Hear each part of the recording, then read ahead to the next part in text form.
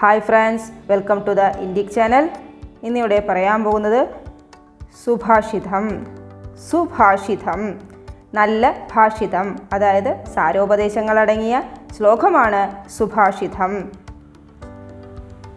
കാവ്യശാസ്ത്ര വിനോദേന കാലോ ഗച്ഛതി ധീമതാം വ്യസനേന ച മൂർഖാണാം നിദ്രയാ കലഹേന വാ.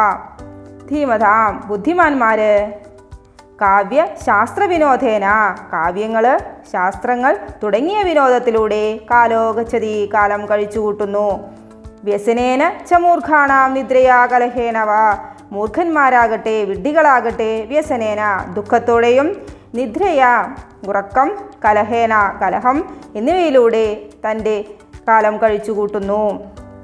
എ ഇൻ്റലിജൻറ്റ്, ബുദ്ധിമാൻ man spends his time in the research and studies of literature, kavya and philosophy, shastras like Vedashastra, Dharmashastra, etc.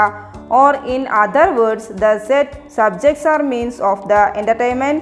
He gets satisfaction due to the studies of kavya and philosophy. In contrast, a unintelligent murkha man gets satisfaction in bad habits like sleep, laziness, quarrel or some types of addiction. In this Subhashita has in short advised that how should one spend his or her time. Maybe according to him a buddhiman is a person who invests his time in order to get some things valuable or and long lasting. അതായത് നമുക്ക് ഇഷ്ടമുള്ളതും എന്നാൽ നല്ലതുമായിട്ടുള്ള കാര്യങ്ങൾക്ക് നമ്മുടെ സമയം ചെലവഴിക്കുക. എന്നാൽ പരദൂഷണം, അസൂയ തുടങ്ങിയതായിട്ടുള്ള കാര്യങ്ങൾക്ക് ചെയ്യുന്നതോടൊപ്പം നമ്മുടെ സമയത്തോടൊപ്പം നമ്മളെയും അത് നശിപ്പിക്കുന്നു.